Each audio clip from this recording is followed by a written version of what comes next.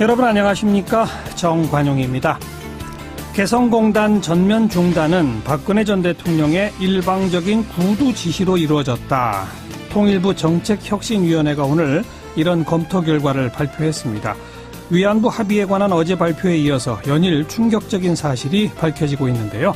잠시 후에 이번에 통일부 정책혁신위원으로 참여한 동국대학교 고유환 교수의 설명 들어보겠고요. 전기용품 및 생활용품 안전관리법, 줄여서 전안법이라고 합니다. 이 전환법이 지금 큰 문제예요. 영세 상공인들 생업 유지가 불가능하다, 이런 이야기까지 하는 상황이라 개정안 통과가 필요하다는 설명인데요. 이 개정안을 대표 발의한 더불어민주당 이훈 의원의 이야기 듣겠습니다. 7시 5분 시작되는 2부 정치 토크 준비했습니다. 위안부 태스크포스 팀 논란, 또 아랍에미리트 의혹 국정조사 논란까지 더불어민주당의 박용진 의원, 자유한국당 백승주 의원과 함께 토론하겠고요. 연말특집 2017년의 사람들 그 6번째 순서, 그 현대자동차의 결함을 공익 제보한 김광호 전 현대자동차 부장 함께 만나보겠습니다. 잠깐 광고 듣고 출발하죠. 지난 정부의 대북 관련 정책들을 검토해온 통일부의 정책혁신위원회, 오늘 검토 결과를 발표했는데요. 개성공단 전면 중단은 박근혜 전 대통령의 일방적인 구두 지시로 이루어졌다, 이런 내용이 담겨 있습니다. 혁신위 위원으로 활동한 동국대학교 고유환 교수 연결합니다. 교수님 안녕하세요. 네, 안녕하십니까. 그동안에는 그 NSC 국가안전보장회의 상임위원회에서 개성공단 중단을 결정했다라고 설명해 오지 않았었나요? 네. 근데 그게 사실이 아닙니까? 2016년 2월 10일 국가안전보장회의 상임위원회에서 결정한 것으로 그동안 알려져 있었는데요. 예. 그보다 이틀 전인 2월 8일 박근혜 대통령이 이 개성공단에서 철수하라는 지시를 내렸던 것으로 확인이 됐습니다. 그러니까 청와대 외교안보 수석이 통일부 장관에게 개성공단을 철수하라는 그 박근혜 대통령의 구두 지시를 통보한 날이 2월 8일 오전으로 확인이 됐습니다. NSC 상임위원회 있기 이틀 전에? 네네. 예. 오늘 혁신위원회가 그런 것에 대해서 통치 행위라도 법치에서 예외되지 않는다, 이런 말씀을 하면서 초법적이라고 발표했는데, 이게 법을 어긴 겁니까? 초법과 탈법은 다른 개념으로 봐야 될 것 같고요. 예. 남북관계 특성상 주요 정책 결정의 상당 부분은 통치 행위에 해당한다고 볼 수 있겠습니다. 예. 우리가 국가보안법상으로 봤을 때 북한은 적대단체로 규정돼 있고, 예. 그래서 그동안 이제 남북 정상회담을 추진하거나 대규모 대북 지원을 할 때 대통령의 통치 행위로 이것이 정당화돼 왔었죠. 예. 그래서 이제 그런 또 문제점을 극복하기 위해서 1990년도에 남북 교류 협력에 관한 법률을 정해가지고 이제 그 북한이 적대 단체이지만 또 교류 협력을 추진할 수 있는 법적 근거는 마련돼 있습니다. 예. 그리고 이제 2015년에 여야 합의로 남북 관계 발전에 관한 법률을 제정한 바가 있습니다. 예. 거기에 보면 이제 그 남북 관계와 관련한 이제 주요 의사를 결정할 때 남북 관계 발전 위원회 심의를 거치도록 돼 있습니다. 네, 이제 그 개성공단을 시작하는 행위, 이런 것들은 이제 통치 행위로 볼 수가 있는데, 이후에 이제 공단이 진행되면서 우리의 많은 그 중소기업들이 투자를 하고, 또 개성공단 자체가 갖는 성격이 이제 공공재적 성격도 일부 있는 거죠. 그러니까 남북 화해 협력에 기여하고, 뭐 공동 번역에 기여하고, 또 남북 그 간의 관계가 이제 대외 시인도와도 연관이 있기 때문에 뭐 그런 것을 고려한다면 이제 이런 중요 결정을 할 때 법률에 정해진 이 절차를 거쳐서 심의를 거친 다음에 이제 국가안전보장회의에서 이제 최종 결정을 하면 되는 것이죠. 그래서 아마 이 절차를 통과하지 않고 이행하지 않는다 하더라도 이에 대한 처벌 규정이 없고 이제 아마 통치 행위와 연관이 있는 것 같고요. 그렇다 하더라도 그 적어도 이 결정 과정이 절차적으로 좀 투명하게 이루어져야 하는데 그 국가안전보장회의에서 결정된 것이 아니라 그 이전에 그 대통령이 이제 결정한 것으로. 예. 그래서 그 당시에도 뭐 비선 개입설 같은 것이 나오고 그랬죠. 그랬죠. 네, 그러니까 네. 정상적이려면 남북관계발전위원회의 심의를 거치고 NSC 상임위원회에서 의결하는 이게 정상적인 거다 이거죠? 예, 그렇습니다. 근데 그런 거를 다 생략하고 NSC 상임위원회 이틀 전에 이미 대통령이 지시가 있었다. 그거군요. 네, 그렇습니다. 대통령은 왜 그렇게 독단적인 결정을 했다고 보십니까? 아마 그 당시에 이제 북한이 이 거듭된 경고에도 불구하고 이제 도발을 했었죠. 그리고 특히 2월 7일 날 장거리 미사일 발사가 있었고, 예. 아마 거기에 대한 대응 조치로서 개성공단 그 전면 중단 조치를 결정한 것 같습니다. 2월 7일까지만 하더라도 그 개성공단 그 전면 중단 조치는 결정한 바가 없다고 공식적으로 발표를 한 바가 있었습니다. 예. 조금 아까 언급하셨습니다만 비선실세 개입설, 최순실 사태 이후에는 최순실이 개입한 거 아니냐 이런 의혹들이 있었는데 그건 뭐 확인된 게 없습니까? 그 절차와 관련해서는 청와대 기록물들이 이제 대통령 기록물로 다 이관된 상황이라 예. 그 확인할 수가 없고요. 예. 다만 이제 그 정황적으로 드러난 내용으로 봤을 때 그 국가안전보장회의 회의 이전에 이미 결정이 돼서 예. 지시가 된 것으로 그렇게만 확인이 됐습니다. 거기에 누가 영향을 미쳤는지 같은 거는 자료가 없다 이 말씀이에요. 네, 그런 것은 이제 확인할 수가 없었습니다. 네. 그런데 일각에서는 그때 이제 미사일 장거리 미사일 도발 등등이 나오니까 국민의 안전을 책임져야 할 대통령이 개성공단의 근로자들의 안전을 염려해서 결정할 수 있는 거 아니냐. 그리고 그 구체적으로 개성공단 철수 방침은 국가안전보장회의에서 구체적으로 논의한 것 아니냐. 이걸 독단이나 초법적이라고 비판하는 것은 문제가 있다. 이런 지적도 있는데 어떻게 생각하세요? 그 부분이 이제 그 통치 행위라는 쪽으로 주장이죠. 이제 그 정당화될 수 있는 이제 그런 논리이죠. 예. 근데 뭐 결과적으로 봤을 때 그 군사 작전 하듯이 또 우리 기업인들의 많은 손실을 가져오는 그런 조치를 그렇게 급박하게 취할 필요가 있었겠는가 하는 그런 이제 일부 그 지적이 있고요. 예. 또 뭐 그 지금 북한이 이렇게 지속적으로 도발하는 과정에서 본다면 어차피 폐쇄해야 할 조치가 아니냐는 사후적 해석도 있을 수 있는데요. 예. 근데 지금 이제 이것은 하나의 사례로서 앞으로도 남북 관계에 있어서 주요한 의사 결정이 이루어질 때 그런 이제 법률적 절차에 따라서 이루어져야 하고 또 주요한 그런 결정들이 그 공공재적 성격도 있기 때문에 그런 이제 그 공익적 성격에 맞추어서 심의 절차를 거쳐서 결정하는 것이 바람직하다는 그런 차원에서 이런 조사가 이루어진 것이죠. 앞으로 대북 정책을 결정할 때는 법적 절차를 꼭 지켜라 그런 말이군요. 네. 그렇다면 네, 지금 기존의 법률들은 이걸 어기더라도 처벌할 조항은 없다고 하지 않았습니까? 네네. 법 개정도 필요할까요?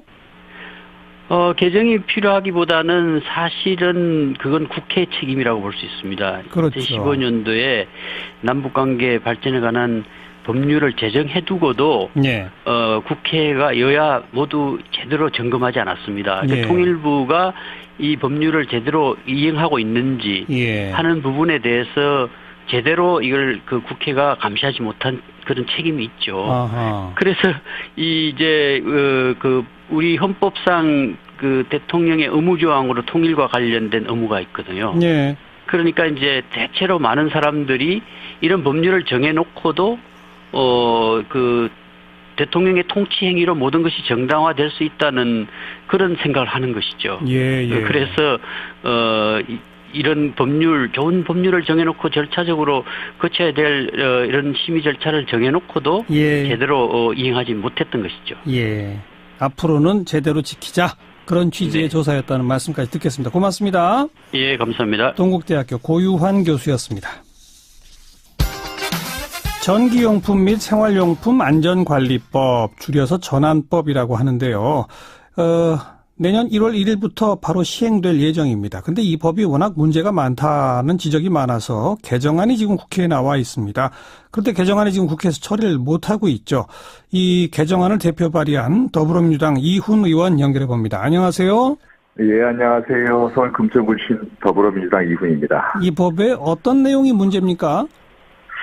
법이 본래는 이게 전기용품 안전관리법이라는 것이 있었거든요, 예전에. 예, 예. 그리고 품질경영 및 공산품 안전관리법이라는 게 있었습니다. 이게 예. 통공법이라는 건데, 이 두 법이, 두 법을 합치면서 예. 문제가 사실 발생했어요. 예. 이게 보통 합치면서 그 생활용품의 특성이나 유통업체들의 영업적 특성을 고려하지 않고, 이것으로 인해가지고 실제 실행하기 불가능한 규제들이 포함이 됐습니다. 어떤 규제요? 이게 이제 안전 기준을 준수해야 될 상황이 벌어졌는데 안전인증, 안전 확인, 공급자 적합성 확인 이런 좀 복잡한 과정이 있는데 예. 일반 티셔츠 하나를 생산할 때도 원단별로, 색깔별로, 모델별로 모두 따로따로 인증을 받게 돼 있습니다. 아하. 이 법에 따르면. 그러면 동대문 시장 한번 가보시죠. 이 동대문 시장에 나와 있는 모든 이 의류 상품 보면 대부분이 다 품종 소량 생산이고 제품 주기 자체 되게 짧습니다. 그때그때 계속 나와줘야 되고. 근데 그렇죠. 그 하나하나를 다 인증을 받게 만들어 놓은 거예요. 아. 비용도 비용이고 실제 그것을 해낼 수가 없습니다. 예. 실무적으로. 예. 예. 그러면서 이 법이 시행되면 그런 이제 생활용품, 안전위해가 좀 낮은 생활용품까지 이것을 전기용품 수준까지 이 규제를 하다 보니까 알겠어요. 많은 사람들이 이제 어려워하죠. 사업을 하기가. 티셔츠에 무슨 안전 검사를 받아야 합니까? 이게 보면 티셔츠 같은 경우도 이제 그 염색이 들어가는 게 있고요. 그 다음에 티셔츠별로 보면 원단에 따라서 예. 이게 보면은 사람들하고 이 피부의 접촉성이 있지 않습니까? 그렇죠. 예, 이제 이런 것들이 다 검사받아야 된다고 얘기하는 거죠. 그런데 그런 특성들을 다 세밀하게 다 확인하지 못하고 사실 법이 합쳐졌습니다. 예.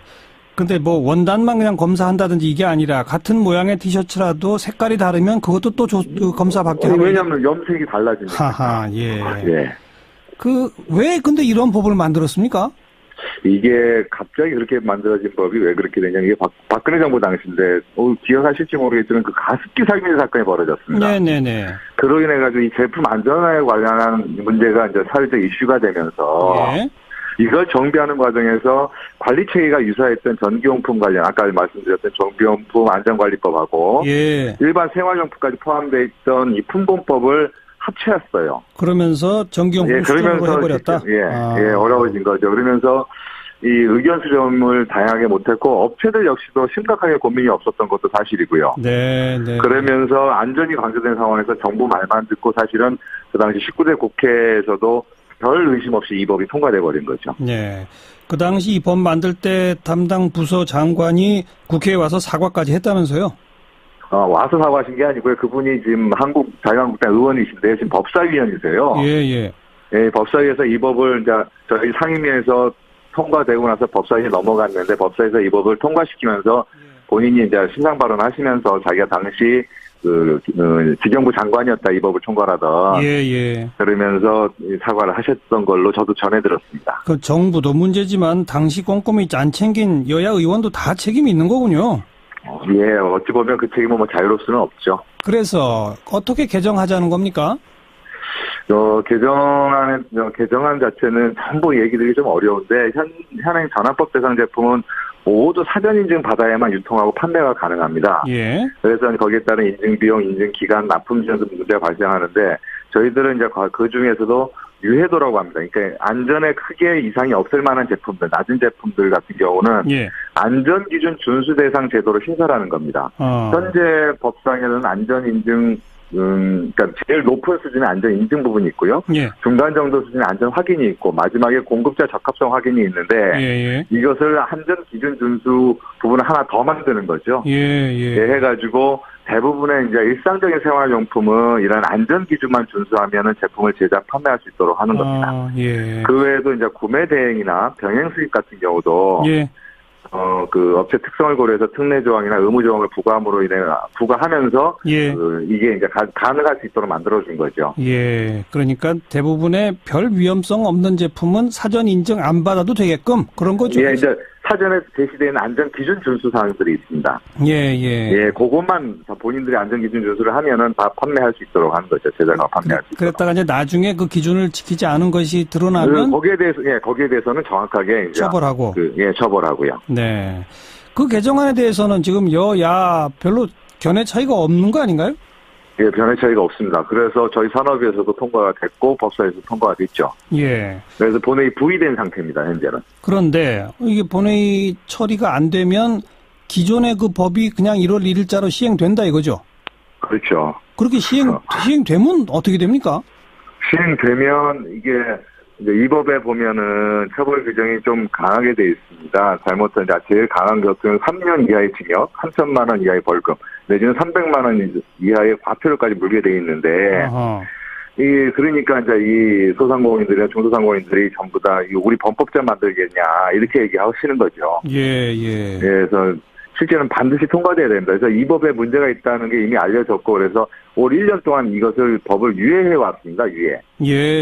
유예하면서 이제 개정안을 만들 수 있도록 노력을 해왔던 거죠. 그래서 그게 이제 올 12월 31일부로 이제 유예 기간이 끝나는데.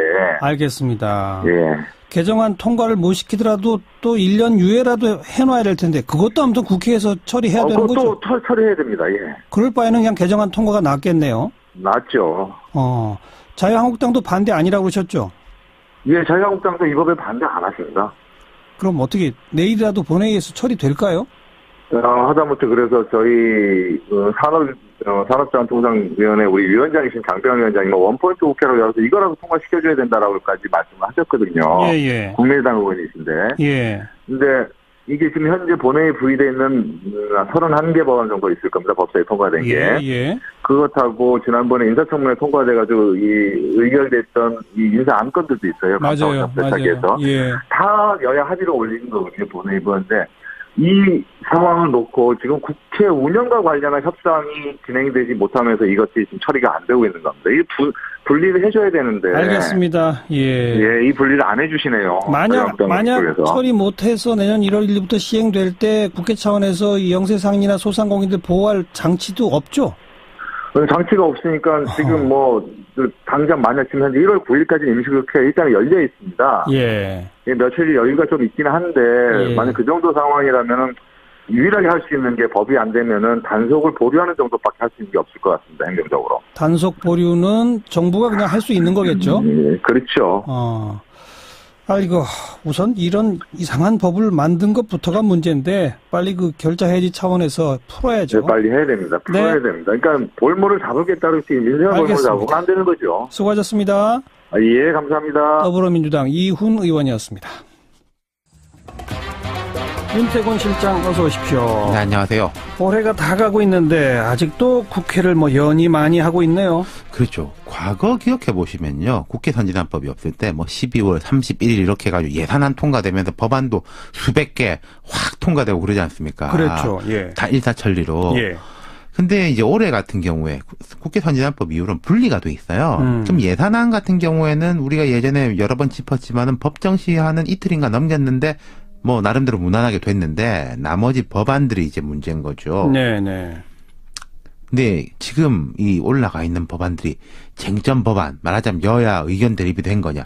그것도 아니에요. 여야가 다 합의한 법안들. 맞습니다. 무쟁점 법안. 그게 이제 32개 법안이 있고, 최재형 감사원장 후보자, 안철상 민유속 대법관 후보자, 임명 동의안. 이것도 청문회하고 야당도 이 사람들은 괜찮다. 청문 보고서 다 채택한 사람들입니다. 근데 이걸 처리를 못하고 있는 거죠. 그러니까 다 합의된 건데 왜 못하는 거예요? 이게 상당히 이상한 일인데요. 이제 싸우는데 왜 싸우냐 이러는 격인데 개헌 특위하고 연동이 되는 거예요. 개헌 특위가 연말로 활동 시한이 끝나는데 이걸 연장하느냐 마느냐 그거. 그런데 이것도 전부 다 연장에 동의 다 하고 있습니다. 근데 이제 그 문구를 민주당은 2월까지는 개헌안을 마련한다. 개헌 특위 연장 안에 이거 넣자는 거고 자유한국당은 2월까지라는 말 넣지 말고 조속히 마련한다. 그렇게 하자는 거예요. 2월까지와 조속히라는 그 글자 차이. 그렇죠. 그게 그렇게 중요합니까? 자, 그러니까 민주당, 국민의당, 바른정당, 정의당 등은 자유한국당도 원래는 그랬는데 지방선거 때 개헌하자는 거예요. 하자고 해도 될지는 모르겠지만 자유한국당은 그렇게 못한다는 거 아닙니까? 홍길표 대표 이후로. 그럼 자유한국당을 빼고 하면요? 물리적으로는 가능하죠. 과거에 그렇게 많이 했지 않습니까? 정세균 의장도 정족수가 되면은 본회의 소집할 수 있다 이러는데 이건 국민의당이 반대예요. 국민의당이 그건 또 왜 반대예요? 일단 뭐 한나라당 패싱을 하는 게 옳지 않다. 한국당 패싱. 예, 자유한국당 110여 석이나 되는데 여당이 설득을 해서 데리고 와라는 것이고 이 좀 속내를 들어보면은 민주당이 한국당을 패싱하고 민생법안 감사원장 대법관 인사를 처리하자는 것은 내년에 있을 개헌 논의를 꼬이게 할 우려가 있다. 김동철 원내대표가 이렇게 말했어요. 개헌 논의를 꼬이게 한다. 예. 이게 무슨 말이냐면은 지금 법안 처리하고 별개로 만약에 자유한국당 전체가 당론으로 반대하면 개헌은 안 됩니다. 안 되죠. 100석이 넘으니까. 과거 탄핵 투표하고 유사한 이거는 형국이거든요. 구조가. 자유한국당도 다 끌어들이든지 쪼개내든지 그래야 개헌이 가능한 거거든요. 김동철 원내대표는 사실은 그 이야기를 하고 있는 거죠. 이렇게 내몰아 버리면은 당론으로 아예 안 하는 쪽으로 갈 거다. 그러면 개헌은 지금부터 물 건너간다 이런 거죠. 그 개헌 투기랑 별개로 합의된 무쟁점 법안만 처리하자 이게 또 안 됩니까? 우원식 원내대표가 지금 그 이야기를 하고 있어요. 근데 이제 자유한국당에서 못 받아들이는데 저는 그게 합리적이라고 생각하는 게 자유한국당 입장에서도 그렇습니다. 아까 자유한국당이 반대하면 개헌 안 된다고 했잖아요. 그러니까요. 개헌 특위조차도 자유한국당이 안 들어가고 반대하면은 이게 이루어질 수가 없어요. 그렇죠. 그러니까 지렛대는 자유한국당이 가지고 있는 거거든요. 그러니까 이게 합의한 법안 처리를 동참한다고 해서 예를 들어서 여당이 이렇게 나몰라라 하고 버틸 수가 없는 사안이거든요. 이거는. 그렇죠. 지금 대통령이라든지 청와대에서는 개헌하겠다라고 하니까 오히려 자유한국당이 좀 강자 입장에 서 있기 때문에 법안 처리는 해줘도 된다는 거죠. 어찌됐건 여야 원내 지도부가 계속 물밑 접촉을 하고 있는 것 같으니까 사실상 내일 하루지 않습니까? 주말이니까. 본회의 열릴지도 모르겠습니다. 각 당은 어쨌든 의원들한테 외유 나가지 마라, 지방에 멀리 가지 마라, 서울 주변에 다 있더라 대기시켜놓고 있는 상황입니다. 저는 열릴 거라고 봐요. 저도 그렇게 기대합니다. 그래서 무쟁점 법안은 통과시킬 거라고 봐요. 그러기를 기대해야죠. 수고하셨습니다. 감사합니다. 윤태권 실장이었습니다. 시사잡기 1부 마치겠습니다. 잠깐 뉴스 들으시고요. 7시 5분에 다시 뵙죠.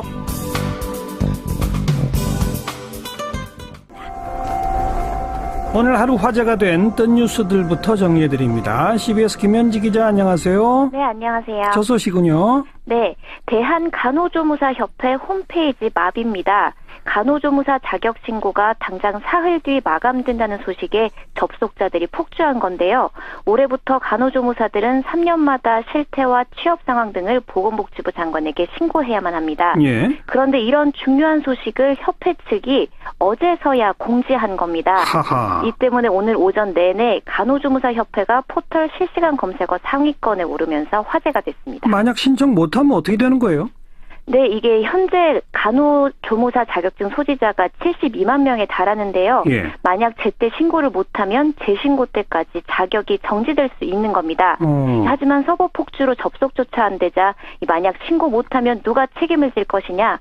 지금까지 공지나 문자 한 통 없고 인터넷은 마비고 도대체 어쩌란 말이냐면서 불만이 쏟아졌는데요. 결국 협회 측은 자격 신고 기간을 내년 3월 말까지 연장하기로 했습니다. 처음부터 그렇게 했어야죠. 참. 다음 소식은요? 네, 이제는 놀랍지도 않은 뉴스일지도 모르겠습니다. 바로 암울한 한국 노동 시간인데요. 고용노동부가 오늘 국가별 연간 근로시간을 발표했는데 경제협력개발기구 OECD 28개 국가 중에 우리나라 근로시간이 뒤에서 두 번째로 긴 것으로 나타났습니다. 통계는 2015년 기준인데요. 우리나라 연간 근로시간은 2071시간으로 가장 짧은 독일보다 무려 770시간이나 길었습니다. 1692시간인 OECD 평균보다는 연간 379시간이나 더 일하고 있습니다. 노동 환경은 후진국이나 다름없네요. 네, 그렇습니다. 이게 밤늦게까지 일하는 것을 당연하게 여기는 문화 탓이 큰데요. 문제는 근로시간뿐만 아니라 고용률 또한 66.1%로 OECD 평균 67%보다 낮았고요. 또 기업 이익 가운데 노동자에게 돌아가는 몫인 노동소득 분배율 역시 평균보다 1.1%가량 낮았습니다. 네, 다음 뉴스는요. 네, 새해가 나흘 앞으로 다가왔는데요. 시사자키 청취자분들은 지금 당장 내년 달력을 펴시는 게 좋겠습니다. 내년 법정 공휴 일수가 69일이나 되는 겁니다. 예. 1990년대 이후 역대 최다 공휴일이자 또 징검다리 휴일도 많다고 하는데요. 연차만 잘 활용해도 긴 연휴를 즐길 수 있는 만큼 휴가 계획을 미리 짜둔다면 좋을 것 같습니다. 언제가 긴 연휴가 가능한 거예요? 네, 이게 1월 1일 신정이 월요일이어서 주말을 포함해 사흘간의 휴일이 이어지고요. 또 설과 추석 연휴는 각각 2월 15일 목요일부터 일요일까지, 또 9월 22일 토요일부터 수요일까지여서 앞뒤로 연차를 내면 닷새에서 최장 90일간의 연휴를 보낼 수 있습니다. 예. 또 3.1절과 석가탄신일, 한글날도 징검다리 휴일이고요. 또 6월에는 현충일과 또 13일 지방선거일이 힘든 한 주의 가운데인 수요일에 자리 잡아서 조금 수월한 한 주를 보낼 수 있을 전망입니다. 네, 수고하셨어요. 네, 감사합니다. 김현지 기자였습니다. 정치권 이슈들 여야 의원들이 직접 토론하는 정치 토크입니다. 더불어민주당의 박용진 의원 안녕하세요. 네, 안녕하세요. 박용진입니다. 네. 자유한국당 백승주 의원 안녕하세요. 예, 경상북도 구미의 백승주 의원입니다. 안녕하세요. 전화상이지만 두 분 인사 좀 하시고요. 안녕하세요, 백 의원님. 예, 박 의원님 안녕하세요. 네. 저도 제 소개할 때 우리 백 의원님처럼 제 지역구 소개할 거 그랬어요. 매번 저는 당을 빼먹었어요. 저는 자유한국당입니다. 그래, 박용진 의원 지역구가 어디예요? 서울 강북구 을구입니다. 예. 감사합니다. 자, 분위기 좋네요, 시작은. 오늘 첫 번째 주제는 어제 그 위안부 태스크포스 팀이 한일 위안부 합의 관련해서 보고서를 냈습니다. 우선 야당 목소리부터 들어보죠. 백승주 의원, 태스크포스 팀 활동 결과에 대해서 어떻게 평가하십니까? 그 태스크포스의 활동 결과가 언론에 보도된 것만으로 그 보고서를 보면은 안 된다는 생각을 제가 합니다. 왜요? 그 양이 31쪽이나 되거든요. 예. 그 오태규 전 한겨레 신문 논설위원장을 팀장으로 해서 9명이 무려 한 5달, 6달 정도 해서 5달 정도 해서 검토한 건데 한 쪽이나 되는 보고서인데 그 내용을 쭉 보면은 그 하비스가 잘한 거 못한 것을 이렇게 쭉 적어놨는데 외교부 장관 강경화 외교부 장관과 외교부가 요약한 거 보면 잘못한 것만 발표를 한 거예요. 잘한 내용을 제가 말씀을 드려보면은 그 보고서 내용이 일부입니다. 제가 청취자를 위해서 3번을 읽었습니다. 꼼꼼하게. 일본 정부의 책임을 보다 명확히 했다. 93년에 고노 담화보다 상당히 진전되었다. 이런 부분들이 있고요. 또 일본의 총리의 사과도 명확히 개선되었다. 우리 국민의 성의는 안 찹니다만 개선되었고 그 금전적 조치와 관련해서도 일본 정부 예산을 사용했기 때문에 긍정적으로 볼 수 있다. 그 일본은 뒤에 배상이란 말을 안 쓰려고 하지만 그런 긍정적으로를 했고 좀 아쉬운 부분은 이걸 최종적인 해결로 본 것은 좀 아쉽다. 불가역이라는 표현을 썼어요. 그러니까요. 그리고 혼유사항 이전에 대해서 정부의 태도가 공개된 입장하고 비공개된 입장이 차이가 좀 있다. 또 국제사회에 나가서 이제 이 문제로 가서 일본 비판을 자제해야 되겠다. 이런 것은 아쉽다. 그리고 제일 아쉽게 이야기한 것은 우리 정부가 말한 것은 외교부가 주도하지 않고 그 청와대와 소통이 좀 부족했다 이랬는데 우리 외교부 장관 앞에 잘한 건 싹 빼놓고 그 소통 부족 이것을 많이 해서 무슨 박근혜 정부가 큰 잘못한 것처럼 이렇게 얘기하는 부분은 균형감 있게 그 보고서를 국민에게 알리지 않았다 이렇게 봅니다. 그래서 이걸 보면은 또 잘한 부분도 있고 우리가 좀 더 개선해야 될 부분도 있고 이렇게 있을 때 외교부 장관은 이것을 균형 있게 그대로 국민에게 알릴 필요가 있는데 그게 좀 아쉽습니다. 박용진 의원 지금 백승주 의원의 이런 의견에 대해서 어떻게 보세요? 백 의원님하고 저하고의 지역구 차이는 서울 강북구와 경북 청도 정도인데요. 구미. 의견 차이는 구미 정도의 차이인데 의견 차이는 일본하고 한국 거리만큼이나 더 먼 것 같아요.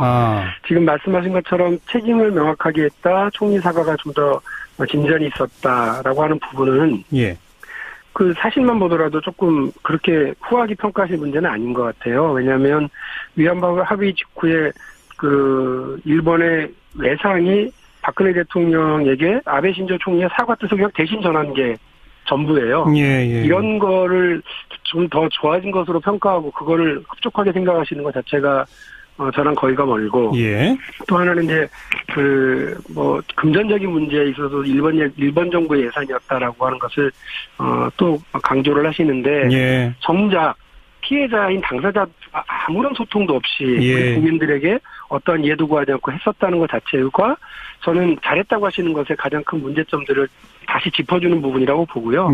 이 합의에서 특히나 우리 정부가 우리 국민을 속인 게 문제인 거죠. 이면 합의가 있었느냐? 전혀 없었다라고 얘기를 몇 번을 했었거든요. 그 이면 합의의 내용이라고 하는 게 창피할 정도라고 받아들일 수밖에 없고 아까 배 위원님도 말씀하셨습니다만 외교부가 마치 주도를 한 것처럼 발표를 했는데 실제로는 대통령 지시하에 대통령이 진두지휘하에 국정원의 그 국정원장이 직접 이렇게 했었던 거 아니겠습니까? 그렇죠. 이런 방식으로 하고 정치적인 어떤 이유 때문에 조급하게 쫓겨서 이렇게 허겁지겁 합의를 하는 것 자체가 그리고 이런 불합리하고 창피한 합의를 만들어내는 것 자체가 저는 지금 이 부분은 잘했다, 이 부분은 못했다 이렇게 구분해서 말씀하시기조차도 알겠어요. 밖으로 그 두 분의 어쨌든 그 합의 과정에 대한 평가를 들어봤는데 청취자들한테 제가 그걸 바로 잡아야 될 부분이 있습니다.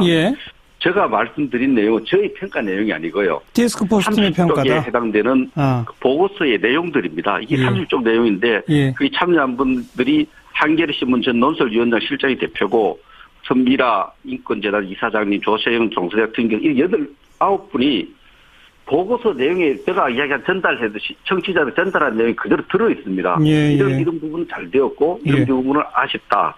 이렇게 해놨고요.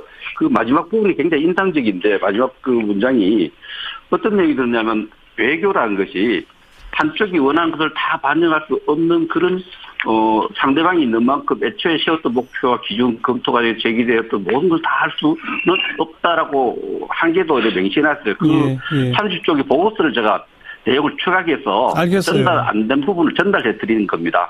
이왕 말씀하신 김에 백성주 의원, 지금 일본 정부는 강하게 항의하고 있지만 오늘 문재인 대통령의 표현에 따르면 정부는 일본과의 재협상 쪽으로 가는 듯한데 앞으로 어떻게 해야 한다고 보시는지까지 말씀해 보시죠. 그래서 일본 아베 총리는 1~2mm도 바꿀 수 없다는 이야기고 우리 대통령은 재검토를 해야 된다 했는데 우리 정부가 유의할 점은 우리가 좀 살펴볼 점은 이것을 무효하지는 않았습니다.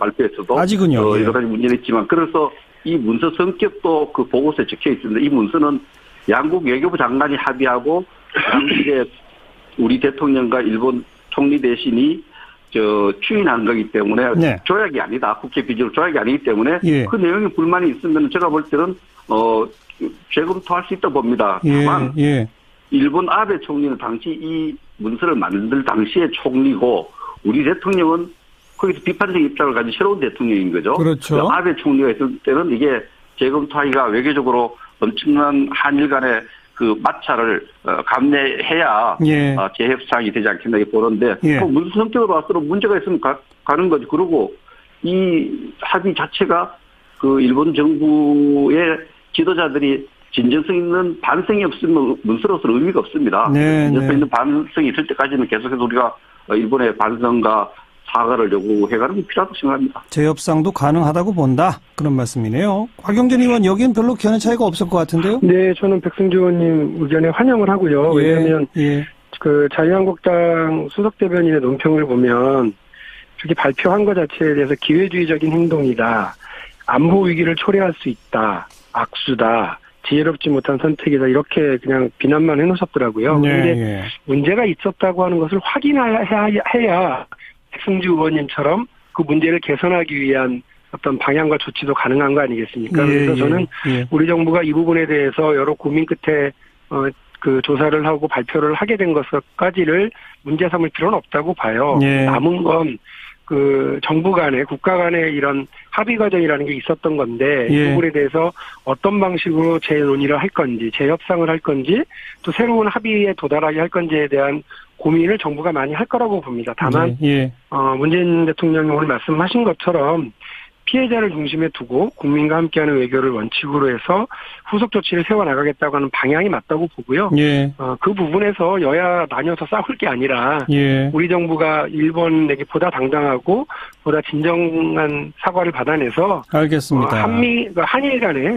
밝은 미래를 만들어 나갈 수 있도록 힘을 좀 모아주는 게 좋겠다고 생각을 합니다. 적어도 두 분 의원의 견해상에서는 뭐 재검토 그리고 재협상 또 일본에 대한 계속된 사과와 배상 요구 가능하다. 여기에는 목소리가 일치하는데 다만 외교 현실상 지난번 합의에 대해서 좀 잘한 건 잘한 대로 뭐 부족한 건 부족한 대로 균형 있게 보자는 의견과 온통 잘못한 게 너무 많다. 이렇게 그 견해 차이는 좀 거기서 드러난 것 같아요. 이 주제는 이 정도 토론하고 또 하나가 조금만 더 말씀하세요. 예, 그러세요. 백성주 의원. 예, 이 문제를 아주 보고서를 진짜 균형 있게 해석을 하고 네. 이 문서를 가지고 이전 정부의 직전 정부를 정치적으로 보복하는 사용해서 안 됩니다. 한일 관계에 우리 대외 정책에 도움되는 방향을 활용해야 된다 이렇게 생각합니다. 예. 전임 정부 공격이 아니라 한일 관계 미래를 향해서 사용하자 그 말씀이죠? 그렇습니다. 거기 또 박용진 의원 뭐 별 견해 차이 없을 것 같아요. 예, 두말하면 잔소리입니다. 알겠습니다. 두 번째 주제는 계속 쟁점이 되고 있는 임종석 청와대 비서실장의 그 아랍에미리트 방문 논란인데 지금 자유한국당은 국정조사 하자고 하셨네요. 왜 필요하다고 보십니까, 백승주 의원? 국회의원들 4분의 1 이상 요구가 있으면은 이 특별위원회를 통해서 국정조사를 할 수 있도록 국회 권한이 돼 있고 국회의 고유 권한이고요. 예. 첫째는 이 방문 목적과 관련해서 계속 공식 입장이 바뀌고 있습니다. 예. 굉장히 바뀌고 있어서 국민적 의혹이 증폭되고 있고 예. 우리 대중동 외교 특히 아랍과의 관계에서 상당히 위기가 초래했다는 의심, 의혹이 많고 예. 이런 부분에 대해서 국민 눈높이에 맞게 또 국회의 고유 권한을 행사해서 그 진실을 있는 대로 밝히는 거, 잘한 거는 잘한 대로, 못한 거대로 밝히는 것이 필요하다 이렇게 봅니다. 국민 의혹이 있으니 의혹 해소 차원에서 하자 이 말씀이네요. 그렇습니다. 자, 박용진 의원 어떻게 보십니까? 저는 이제 국정조사를 요구했다기보다는 이제 정쟁할 그 장을 하나 만들었으면 하는 야당의 바람이 담겨져 있다고 생각을 해요. 지금 뭐 계속 그 뭐 내용이 왜 갔다 왔는지 해명 내용이 바뀐다고들 주장을 하시는데 예. 실제로는 자유한국당의 공격 내용이 계속 바뀌어요. 물어보는 질문자가 달라지니까 대답하는 방향 자체가 달라지는 것일 수밖에 없는데요. 예. 그런 부분에 대해서 자유한국당이 도대체 무슨 근거로 누구의 제보에 의해서 어떤 내용을 문제 삼고자 하는 건지가 좀 분명해야 됩니다. 예. 지금 하시려고 하는 그 국정조사는 이것저것 다 하는 국정조사를 바라시는 것 같더라고요. 그런 방식으로 가면 결론을 내지는 못하고 정쟁만 하다 끝나요. 예. 국민들이 뭘 좋아하시겠습니까? 이 정부가 어떤 것이 분명히 문제가 있었다. 카더라 얘기 말고요. 예. 카더라 얘기가 아니라 분명한 이런 근거와 자료를 가지고서 얘기를 하는 것이 예. 국회의 권위를 떨어뜨리지 않고 국민의 기대에 부합하는 거라고 저는 봅니다. 백성주 의원, 의혹에 분명한 근거는 없지 않느냐 이런 주장은 어떻게 보세요? 의혹은 이미 많이 제기되어 있죠. 이게 그 이전 정부의 정치 보복 차원에서 위기가 초래됐느냐 이런 의혹부터 또 이것이 우리의 대원전 정책하고도 연결되어 있느냐. 예. 또 절친교에 들어갔던 군사 협력에 대한 약속을 하려는 이행을 하는 문제와 관련되어 있느냐. 예. 이런 문제가 되어 있고 특히 그 직접 참가한 수행 인원들의 어떤 직접 증언을 들으면 바로 알 수 있는 문제거든요. 예. 이런 측면에서 국정조사를 하면 우리 정부가 잘했다면 우리 국민들이 얼마나 박수 치겠어요. 국정조사 결과를 보고. 네. 또 못했던 걸 고쳐야 되는 거고. 예. 또 국회라는 게 원래 정쟁이 있는 거 아닙니까? 특히 지금 여당이 우리 보고 정쟁하는데 네. 국회에 정쟁이 있는 게 국회죠. 그래서 정쟁을 두려워해서 국정조사를 안 한다. 그건 국회의 기능을 모르고 하는 이야기죠. 박용진 의원 말씀하세요. 대한민국 국회 관련 운영법에 어디 정쟁이 되어 있어야 해도 된다고 생각해요. 그러니까 그건 옳지 않고요. 시비를 가려야죠. 시비를 가리려면 어떤 것이 옳고 그른지에 대한 기본적인 기준은 제시해 주셔야 된다고 봅니다. 예. 그러니까 대통령 특사를 보내면 안 되는 건가요? 혹은 비서실장이 청와대 비서실장이 해외 특사로 나가서는 안 된다는 건가요? 아니면 지금 말씀하신 이것저것의 의혹들이죠. 제가 아까 말씀드린 것처럼 근거도 분명치 않고 자료도 없이 그냥 카더라라고 하는 의혹 제기만 하신 건데 정치보복 프레임 원전 문제의 이상 징후, 군사협력과 관련된 문제, 수행단 등의 문제, 이런 등등등의 문제를 이것저것을 늘어놓고 그거를 시비를 가릴 수는 없는 거 아닙니까? 그러니까 자유한국당이 궁금해하고 자유한국당이 의심을 갖는 걸 해결해 주는 게 국정조사가 아니에요. 그러니까 그걸 해달라고 요구하시면서 국정조사를 하겠다고 그러면 어느 국민과 어느 의원들이 그거에 동조를 하고 함께 해주겠어요. 네.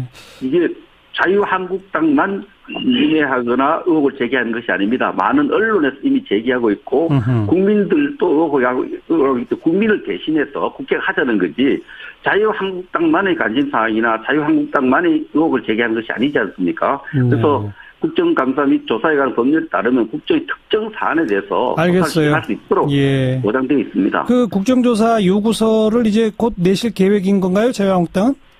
저는 그 원내 대책단에 안 들어가 있어서 그와 관련해서는 뭐 자세히 제가 구체적으로 알지는 못합니다. 그러나 국정조사 요구서를 제출한다면은 이런 내용들이 들어갈 것으로 판단됩니다. 네, 만약 정말 한 가지만 분명히 말씀드리면 하여간 이것저것 국정조사는 안 된다. 카더라를 기반한 국정조사는 무섭다. 네, 이렇습니다. 그러니까 뭔가 요구하려면 분명한 근거를 갖고 요구해라. 이게 더불어민주당의 입장이다 이 말이죠. 그렇습니다. 그런데 그냥 4분의 1 이상 소명받아서 요구가 되면 어떻게 대처하실랍니까, 여당은? 아니 그건 또 어째 그 절차를 따라서 합니다. 4분의 1 요구해서 그 부분을 무조건 받아들여가는 게 아니니까요. 예. 국정조사에 대한 또 의결을 해야 되죠. 네. 그렇습니다. 오늘은 일단 여기까지 듣겠습니다. 국정조사가 진짜로 추진될지 저희도 관심 갖고 지켜볼게요. 고맙습니다. 예, 감사합니다. 더불어민주당 박용진 의원, 자유한국당 백승주 의원이었습니다. 사운드 오브 뉴스입니다. 김민아 기자 어서 오십시오. 안녕하세요. 오늘 들어볼 소리는요. 이동식 크레인이 전복돼서 도로에 버스를 덮치는 일이 일어났는데 소리를 들어보시죠. 꽝 하는 소리가 나더라고요. 그래서 얼른 뛰어나 봤더니 저 크레인이 절반 정도가 부서져갖고 차에 이렇게 돼 있는데 목격자 정황에 의하면은 중상자는 서 있었던 분들로 지금 현재 추정이 되고 있습니다. 현재까지 사망 1명에 중상 1명, 병상 14명입니다. 경찰과 소방당국은 추가 피해를 확인하고 있는데요. 아직 정확한 원인에 대해서는 밝혀지지 않았습니다. 전국에 지금 떠있는 타워 크레인만 한 5,500여 대가 된다는 건데 이대로 이렇게 뒀다가는 또 어떤 사고가 어떻게 발생할지 모르겠습니다. 그렇죠. 오늘 사건 내용 좀 다시 정리해 주세요. 오늘 오전 9시 40분께 서울 강서구 등촌동 건물 철거 현장에서 이 대형 크레인 구조물이 넘어져서 시내버스를 덮쳐서 승객 1명이 숨지고 총 15명이 다친 사건입니다. 네. 이 중 1명은 중상을 입어서 치료 중이고 나머지 14명은 다행히도 비교적 경상에 그쳤다고 하고요. 이 사고 현장에서는 화장품 회사 건물 철거 작업이 이루어지고 있었는데 이 크레인이 70톤이 전격하 중인데 5톤 굴착기를 들어 올려서 건물 5층 옥상으로 옮기는 과정에서 무게를 이기지 못해서 넘어진 것으로 경찰은 보고 있습니다. 그래요? 이 굴착기도 도로 중앙에 떨어졌는데 다행히 이것으로 인한 피해는 없었다고 합니다. 이거는 타워 크레인하고는 다른 거죠? 이게 이제 타워 크레인이라고 하면 보통 대형 고정식 크레인 이런 형태가 이제 대부분인데요. 이번 사고는 이것보다는 좀 규모가 작은 어떤 차량 형태로 된 크레인인데 뭐 카고 크레인이라고 하고도 여러 이름으로 좀 불리는 그런 형태입니다. 이 유압식 동력인 것 같고요.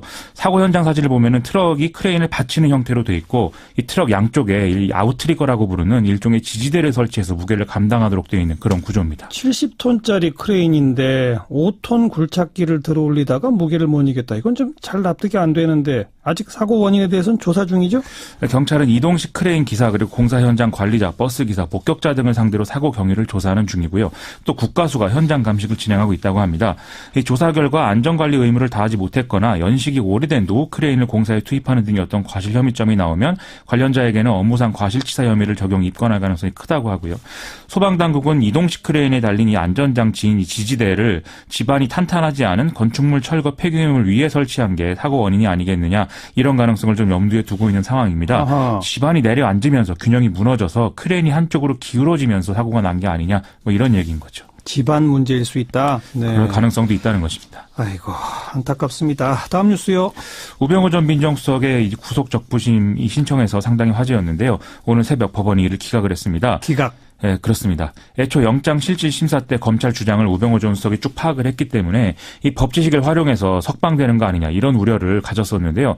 실제로 구속적부심 소명 절차가 보통은 30분에서 1시간가량 걸리는데 이건 이제 4시간이나 진행이 됐다고 합니다. 하지만 우병우 전 수석이 아무리 날고기여도 이 석방은 쉽지 않았던 그런 모양입니다. 검찰 수사가 좀 힘을 받겠네요. 검찰은 내일 우병우 전 수석 소환조사 일정을 조율하는 중이라고 하고요. 추명호 전 국정원 국익정보국장과의 대질 신문 가능성까지 제기가 되는데 추명호 전 국장이 다른 사람과의 대질 조사에서는 진술 거부권을 행사했기 때문에 이게 실효성이 있겠느냐 이걸 지금 검토하는 상황이라고 합니다. 예. 추명호 전 국장은 아시다시피 우병우 전 수석에게 어떤 불법 사찰 내용 등을 보고한 그런 혐의를 받고 있죠. 조윤선 전 장관 구속영장은 기각됐죠. 그렇습니다. 조윤선 전 장관은 박근혜 정부 시기 국정원으로부터 특수활동비를 상납받은 혐의 등으로 5개월여 만에 재수감될 위기에 놓였었는데요. 구속을 피했습니다. 오늘 새벽 법원은 금품의 뇌물성 등의 범죄 혐의에 대해서 다툼의 여지가 있고 도망 및 증거인멸에 염려가 있다고 보기 어렵다라면서 기각 사유를 밝혔는데요. 검찰은 이 조윤선 전 장관이 청와대 정무수석이던 지난 2014년 6월부터 2015년 5월까지 이병기 전 원장 시절 국정원으로부터 매달 500만 원씩 약 5천만 원을 받은 것으로 그렇게 파악을 하고 있었습니다. 예. 이 돈은 국정원장 특활비가 아니라 추명호 전 국장 소속인 국정원 제8국의 특활비였다고 하고요. 또 조윤선 전 수석은 전경련에게 이른바 화이트리스트 보수단체들에게 총 35억여 원을 지원하도록 강요한 혐의도 또 받고 있습니다. 검찰은 영장을 재청구할지 불구속 기소할지 지금 고심 중인데 박근혜 전 대통령이 조사에 계속 불성실하게 반응하고 있는데 이게 또 특활비 문제 아니겠습니까? 그렇죠. 그래서 이 수사가 결국 쉽지 않다 이런 반응들도 나오고 있는 상황이라고 합니다. 다음 뉴스요. 자유한국당이 야심차게 서울시장 후보로 영입을 추진했던 홍정욱 전 의원이 결국 지방선거 불출마를 선언했습니다. 나오지 않겠다. 그렇습니다. 홍정욱 전 의원은 오늘 페이스북 글을 통해서 공직은 가장 영예로운 봉사이지만 역량과 지혜가 모자란다 이렇게 밝혔는데요. 네. 이로써 부산시장, 경남지사에 이어서 서울시장까지 주요 외부 인사 영입이 실패로 돌아가는 분위기여서 자유한국당의 지방선거 전략 상당한 차질을 빚게 됐습니다. 본인 의사 확인도 없이 그냥 이름만 거론했던 것 같네요. 그런 상황의 가능성이 크죠. 지금 경기도지사 후보도 무슨 이름이 거론됐었잖아요. 그렇습니다. 언론에 나오는 이름이 최준경 전 지식경제부 장관인데요. 과거에 임창열, 김진표 전 경제부총리 이들이 출마했던 걸 연상시킨다 이런 얘기들도 했었죠. 예. 그런데 최준경 전 장관이 출전할 경우에 과연 경쟁력이 있겠느냐 이건 좀 생각해볼 문제다라고들 하는 얘기도 많은 것 같습니다. 이 최준경 전 장관은 현직에 있을 때 별명이 최틀러이기도 했는데 외환시장에 개입할 것을 강하게 밀어붙이는 그런 성향이었기 때문인데요. 예. 이게 이명박 정권 시절에는 강만수 전 장관하고 함께 고환율 정책을 주도한 인사다 이렇게 기록이 돼 있어서 뭔가 이게 개혁적이다 이런 느낌은 아니라는 것이죠. 예. 자꾸 이명박 정권을 떠올리게 해서 좋을 것은 없고 차라리 남경필지사 복당을 추진하는 게 낫지 않겠느냐 이런 얘기도 내부에서는 나온다 이런 이 보도가 나오고 있습니다. 네, 이명박 전 대통령 측은 MBC를 언론중재위원회에 제소했다고요?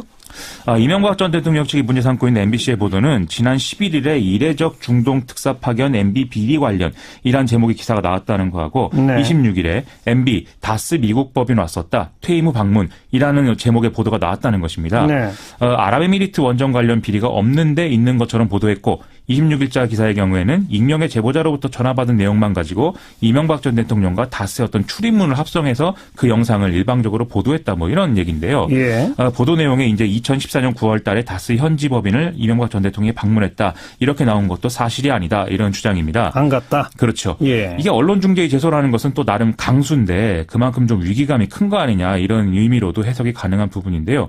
오늘 밤 MBC가 블랙리스트 촛불을 만나다라는 프로그램도 방송을 한다고 하니까 그래요. 여러모로 지금 이것 관련해서는 자유한국당이 머리가 아픈 그런 상황인 것 같습니다. 네. 다음 뉴스는요? 오늘 정부가 가상통화 특별대책을 발표하고 이후에 시중은행 관계자들하고 가상화폐 관련 금융권 점검회의를 열어서 정부 대책과 후속 조치들을 전달했는데요. 핵심은 가상통화 거래 실명제입니다.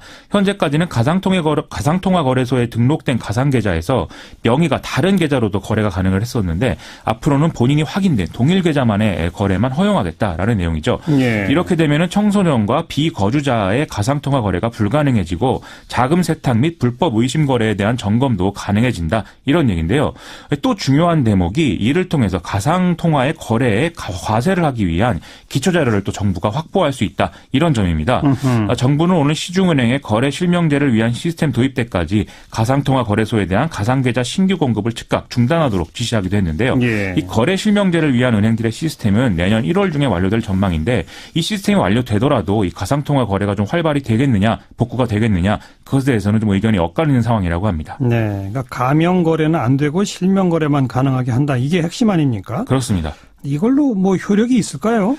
당장 이 가상화폐 시장에 대해서는 여러모로 경험한 바가 없기 때문에 지금 가격 변동이 어떻게 되느냐 이걸 보고 예측해 보는 수밖에 없겠죠. 예. 규제가 이제 실질적이다라고 판단을 하면은 가상화폐 가격이 좀 급락하는 수준에 이를 것이고 만약에 그렇지 않다라고 하면은 급락했다가 복구되는 이런 수준으로 갈 것인데 이 정부 대책이 나온 지 1시간도 지나지 않아서 급락했다가 반등하는 이런 현상이 일어났거든요. 다시 올랐어요? 그렇습니다. 결국 정부 대책이 좀 실효적이지 않은 거 아니냐 이런 얘기가 나올 수밖에 없는 상황입니다. 예. 이것과 관련해서는 일각에서 정부의 대책이 뭐 가상화폐의 어떤 거래를 막는다 이런 것보다는 장기적으로 안전한 투자를 유도하는 이런 내용에 초점이 맞춰져 있기 때문에 그러네요. 당장 투자 심리에 어떤 악영향을 주지는 않을 것이다 이런 분석도 내놓고 있는 상황인데요. 이 가상화폐 거래가 결국 제도권 밖에서 이루어진다. 이 점도 정부 규제의 영향력을 좀 축소하는 결과로 이어지는 거 아니냐 예. 이런 분석도 있습니다. 예. 투자자들끼리는 국내 가상화폐 거래소가 결국 여러 어려움으로 폐쇄되는 그런데 그런 상황이 이르더라도 해외 거래소를 이용하면 되지 않겠느냐 이런 얘기들도 자기들끼리는 하는 상황이라고 합니다. 그러니까 이런 건 특히 규제 자체도 어려운 거군요. 그런 상황인 것이죠. 네. 다음 뉴스는요. 사법시험 준비생 모 씨 등이 사법시험 폐지를 규정한 변호사시험법 부칙 조항이 위헌이다라고 낸 헌법소원 사건에서 헌법재판소가 5대4 의견으로 합헌을 결정했습니다. 5대4면은 아슬아슬하긴 했네요. 그렇습니다. 예. 이 다수인 5명의 재판관은 사시 폐지가 사시 준비생들의 직업 선택의 자유와 공무담임권, 평등권 등을 침해하지 않는다 이렇게 봤는데요. 소수 의견인 4인의 재판관은 사시 폐지가 경제력 없는 계층의 법조인 진출을 막고 또 계층 간의 반목을 심화할 수 있다. 이렇게 봐서 이제 그 위헌이다. 이렇게 본 것입니다. 예. 헌법재판소의 이번 결정은 작년 9월에 동일 사건의 합헌 결정을 유지한 것으로 되는데요. 지금은 뭐 이 합헌 결정의 사유까지 밝히지는 않았는데 당시 9월 달의 경우에는 로스쿨 도입에 어떤 정책적 정당성이 인정되는 상황에서 청구인들이 로스쿨에 입학을 해서 법조인이 되는 데에는 아무런 제한이 없기 때문에 이것을 위헌으로 볼 수는 없다. 이런 점들이 이제 고려된 것으로 그렇게 밝혀졌었습니다. 그래도 여전히 반발하는 사람들 있겠죠. 사법시험 존치를 위한 고시생 모임은 오늘 기자회견을 열고 로스쿨의 엄청난 문제를 그나마 보완할 수 있는 방법이 사시 존치였는데 이번 판결 참 이해할 수 없다 이런 주장을 내놨는데요. 또 사시 부활을 위한 법안들이 국회에 계류되어 있는 만큼 국회 입법을 통해서 문제를 해결해야 된다. 여기 조력하겠다. 이런 입장도 밝혔습니다. 법을 바꾸면 다시 사시가 부활할 수 있는 거죠. 그러니까. 그렇습니다. 예. 하지만 또 일각에서는 현재 로스쿨 제도 분명히 정비할 필요성이 있고 지금 여러모로 부작용이 있는 것이 사실이다. 하지만 사시 부활이 반드시 필요 조건이 될 수는 없다. 이렇게 얘기가 나오고도 있거든요. 그래서 좀 양자 간의 주장을 합리적인 방식으로 문제 해결을 좀 이룰 수 있는 방식으로 서로 간에 좀 합의해야 되는 지점을 찾아야 되지 않겠는가. 이런 지적도 지금 나오고 있는 그런 상황입니다. 네. 이 위헌이라고 본 4인의 재판관이 경제력 없는 계층의 법조인 진출을 막는다는 걸 원인으로 삼았다고 그랬죠? 그렇습니다. 그럼 로스쿨의 저소득층 특례 입학을 좀 대폭 늘리는 이런 방안도 분명히 있을 것 같은데요. 그런 대안도 필요할 것 같습니다. 수고하셨습니다. 고맙습니다. 김민아 기자였습니다. 시사자키 연말특집 2017년의 사람들 그 6번째 시간인데요. 현대자동차 결함을 공익 제보했던 김광호 전 현대자동차 부장을 초대했습니다. 현대차 12개 차종의 32건의 결함 의심 사례 국토부에 공익 제보해서 이 가운데 8건의 리콜 조치가 취해졌죠. 이 공로를 인정받아서 올 연말에 참여연대가 수여하는 올해의 의인상, 또 한국투명성기구가 선정하는 투명사회상을 수상하셨습니다. 오늘 직접 스튜디오에 초대했습니다. 어서 오십시오. 예, 반갑습니다. 네, 현대차에 몇 년 다니셨어요? 제가 대리할 때가 26년 근무했습니다. 예. 어떤 분야에서 근무하셨던 거예요? 예, 처음 입사는 연구소로 입사했고요. 10년 정도 근무하다가 생산 공장의 엔진 품질 관리 부문에서 한 8년 정도 근무했습니다. 엔진 품질 관리 부분? 예. 네. 그리고 품질 보증 부문, 품질 본부에서 한 7년 정도 네, 그렇게 네. 근무했고요. 마지막에는 구매본부 1년. 그래서 뭐 좀 엔진 관련해서는 그러네요. 전 부문을 거의 전 부문을 다 섭렵했다라고 네. 말씀드릴 수 있습니다. 그럼 뭔가 문제가 있다는 걸 처음 알게 되신 게 언제입니까? 예, 제가 뭐 26년 동안 여러 군데 조금 전에 말씀드렸다시피 다니면서 품질 보정 뭐 그런 일을 했었는데요. 2015년 2월경에 제가 품질 전략팀으로 회사 요청에 의해서 옮기게 됐습니다. 그 품질 전략팀이 하는 역할이 관청의 그 자동차 제작 결함, 뭐 흔히 말하는 리콜 같은 것을 신고하는 그런 역할을 하는 팀이었습니다. 뭐 거기에 근무하면서 자연스럽게 제가 파워트레인 담당하면서 관청에 신고도 하고 답변도 하고 하는 그런 과정에서 뭐 제작 결함을 좀 법규대로 자동차 관리법대로 신고를 안 하고 좀 무상수리라든지 보증기간 연장이라든지 뭐 그런 식으로 변칙적으로 처리하는 것을 제가 실제로 그런 일을 이제 담당하면서 이거는 아닌 것 같다. 네네. 제가 회사에 일을 하러 온 것이지 일 자체가 불법인 것은 제가 정말 이건 아닌 것 같다.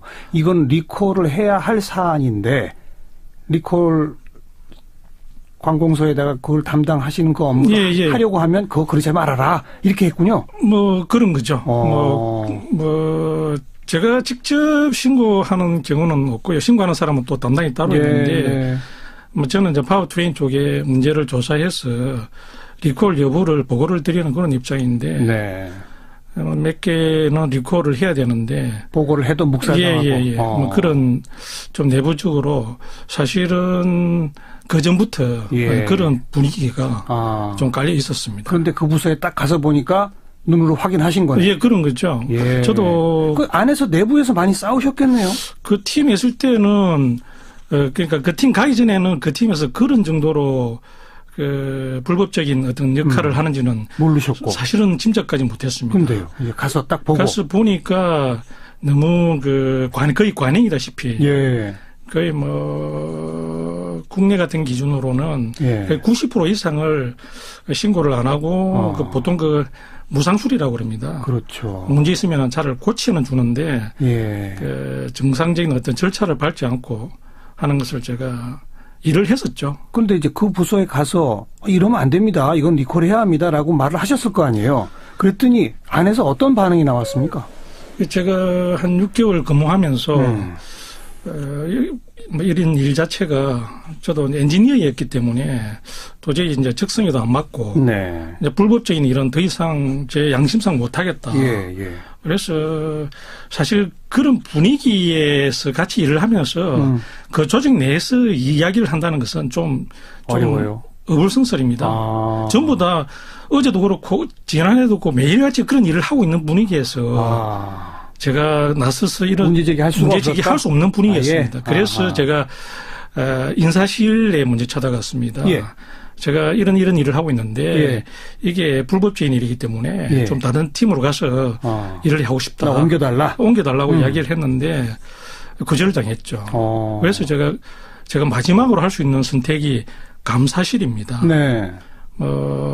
대한민국에 감사원이 있듯이 있죠. 감사실이 그런 어떤 내부 비리라든지 어떤 그런 것들을 조사해서 처리하는 그런 기관이기 때문에 얘기했더니 감사실이 찾아 이야기를 하니까 뭐 다 2시간 동안 이야기를 듣고 제가 가져간 증빙 자료도 다 뭐 챙기고 조사해서 결과를 알려주겠다.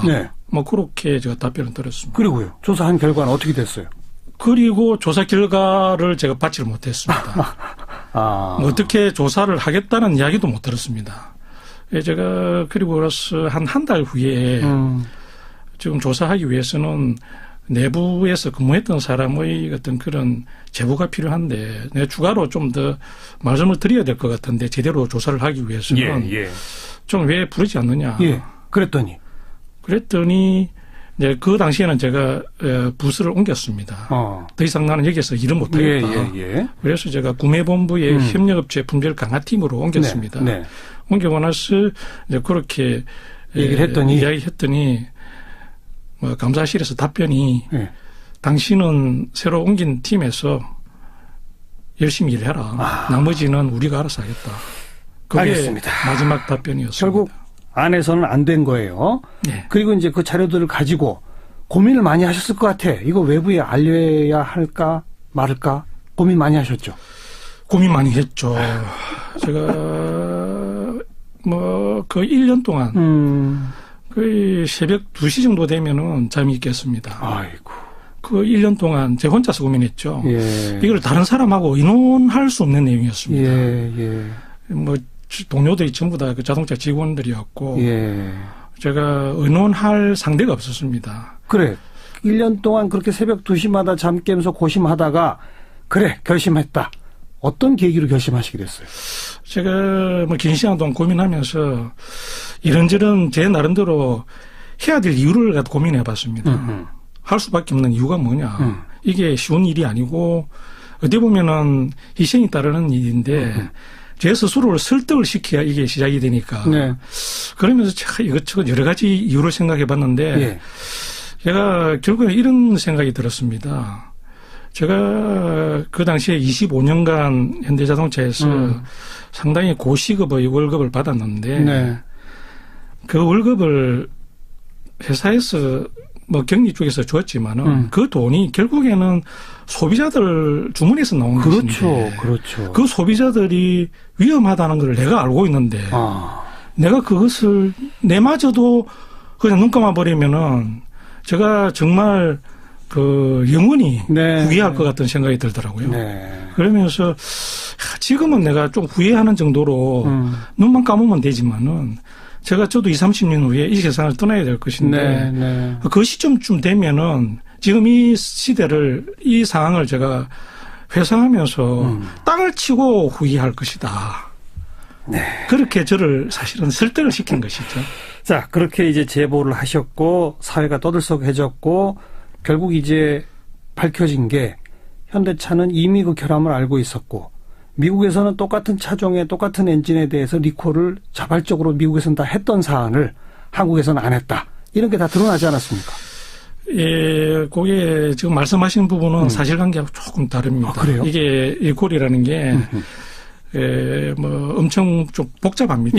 뭐 사안도 많고요. 그러니까 간단히만 정리해 주시죠. 간단하게 말씀드리면 미국도 사실은 이게 비용이 너무 많이 들기 때문에 지금 뭐 대표적인 예로 뭐 셰타 엔진이 지금 문제가 되어서 고속도로 주행 중에 엔진이 깨지고 뭐 화재가 나고 그런 일이 있었지 않습니까? 그걸 예로 들면은 미국에 판매됐던 차량이 셰타2 엔진 CDI 타입이라고 227만 대 정도가 판매되었습니다. 그 중에 15년 9월 달에 리콜을 1차 했습니다. 1차 하면서 47만 대를 했습니다. YF 소나타 47만 대만 했고 전체 대상 차종이 6개 차종이었거든요. 나머지 180만 대는 안 했어요.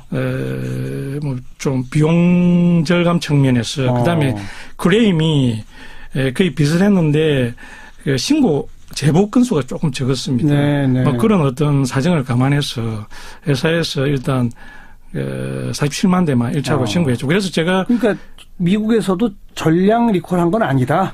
47만 대만 부분적으로 했다. 근데 그러면서 현대차 측은 다 문제가 있다는 걸 알고 있었을 거 아닙니까? 그 당시에 그런데 한국에서는 아무 조치도 안 한 거죠, 그러니까 리콜을. 국내도 똑같은 문제 있었죠. 똑같은 차종이었고 똑같은 엔진이었기 때문에. 그때 회사에서 발표한 내용은 그렇습니다. 미국 공장에서 생산한 엔진만 문제된다. 근데 그렇게 이유를 둘러댔었죠. 덮어버리려고. 뭐 그렇게 이야기를 했었는데 뭐 결국에는 저도 제보를 작년 8월 9일 날 미국에 했었고요. 미국에다 해줬죠. 그리고 10월 1일 날 국토부에 또 국건 포함해서 32건을 제보를 했었죠. 그런데 그러니까 아주 그렇게 미온적인 제대로 되지도 않은 리콜도 7건밖에 아닌데 그럼 나머지 32건 가운데 나머지 것들은 아직도 조사 중입니까? 어떻게 되면? 2건이 조사 중이고요. 2건. 그다음에 9건은 무상수리 권고라고 해서 뭐 제작사에 이게 좀 문제는 있는 것 같은데 안전 문제는 아닌 것 같다. 그래서 무상 수리를 해주는 게 좋겠다라고 그렇게 결정을 내렸고요. 또 나머지는? 나머지 2건은 지금 조사 중에 있습니다. 그리고 9건은 뭐 지속적인 모니터링 뭐 그런 타이틀로 해서 앞으로 계속 발생 추이를 지켜보겠다. 아직 안 끝났군요. 그러니까. 네, 그렇습니다. 그리고 현대차에서 해고당하셨잖아요. 1차 해고를 제가 16년 11월 2일자에 공익신고하고 나서 1개월 후에 바로 해고됐습니다. 그때 해고 사유가 뭐였죠? 보안규정 위반이었죠. 그런데 국민권익위원회에서 이 사람은 복직시켜야 한다라는 결정이 내려졌죠. 예, 그렇습니다. 제가 1월 13일 날 공익신고자 보호법에 보면은 그 불이익 조치한 자에 대해서 보호조치 신청을 할 수 있게 되어 있습니다. 그렇죠. 그래서 제가 보호조치 신청을 했고요. 한 2개월 정도 제가 소견서, 그다음에 회사 측의 답변서를 종합 검토해서 국민권익위원회에서 복직 결정, 해고 무효 그렇게 결정을 내렸습니다. 그런데 현대차는 복직시켰나요? 4월 20날, 그러니까 3월 13일 날 결정이 나고 한 달 후에 행정소송을 제기를 했습니다. 국민권익위에 복직 결정 받아들일 수 없다. 예, 그렇습니다. 소송을 냈군요. 예, 소송을 제기했습니다. 소송하면서 우리는 복직 인정 못한다. 그렇게 소송으로. 그래서 어떻게 됐습니까? 그래서 제가 그 속사정은 지금했고 그 이후에 5월 16일자로 사실 명예퇴직을 했는데요.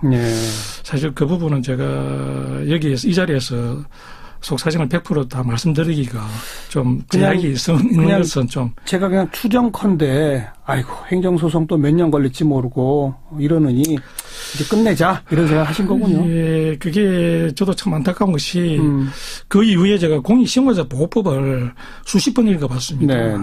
도대체 제가 보호받을 수 있는 것은 공익신고자 보호법인데 보호법에서 어떻게 저를 보호해 줄 수 있는지를 제가 나름대로 연구를 했었는데요. 복직을 안 시켜주면은 회사에서 2년 동안에 분할해서 8천만 원만 주면 이행 강제금만 납부하면은 그걸로 끝입니다. 그 다음에는 저는 복직이 안 된 상태에서 행정 소송을 거쳐가지고 소송에서 이기면은 제가 복직을 할 수 있는데 그게 몇 년이 걸릴지 알겠습니다. 알기 힘든 당장 그 공익신고자 보호법부터 좀 바꿔야 되겠네요. 예, 그렇습니다. 그 남은 건 의인상 2개뿐이고 집안이 쑥대밭이 되었다. 이런 말씀 하신 적 있죠? 예, 11일 날이죠. 김현정 뉴스쇼에서 잠깐 그런 말씀을 드린 적이 있습니다.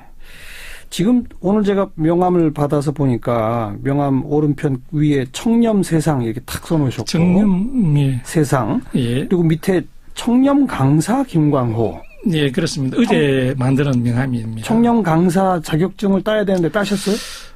예, 땄으니까 제가 명함을 어제 만들었습니다. 청렴한 세상은 국민권익위원회의 대표적인 표어입니다. 그럼 이제 청렴 강사 자격증 따시면 국민권익위원회에서 청렴 강의를 하실 수 있게 되는 겁니까? 예, 그게 어떤 거냐면은 국민권익위원회에서 청렴 강사 자격 인정을 해줍니다. 인정을 받은 사람들은 등록 위원회의 홈페이지에 강사로서 등록을 시켜가지고 인력 풀에 등재를 시켜줍니다. 그러면은 각급 학교라든지 강공서라든지 그쪽에서 이제 강의 요청이 올 때 대상이 될 수 있다. 강의할 수 있는 자격이 있는 것입니다. 청렴 강사로 활동하시고 한국자동차 결함조사연구소를 만들어 가겠다. 앞으로 계획이 그러시네. 그렇죠? 그렇습니다. 현대자동차가 정말 좋은 기업 되려면 좋은 응답 있기를 기대해 보고요. 공익신고자 보호법 이런 거 빨리 좀 바꿔야 될 것 같다. 지금 말씀 속에서 그런 걸 느꼈고요. 우리 국민들은 김광호 씨한테 너무나 감사하면서 동시에 너무나 죄송합니다. 오늘 고맙습니다. 예, 감사합니다. 2017년의 사람들, 현대차의 김광호 전 부장 함께 만났습니다. 시작기 오늘 여기까지입니다. 내일 다시 뵙죠. 안녕히 계십시오.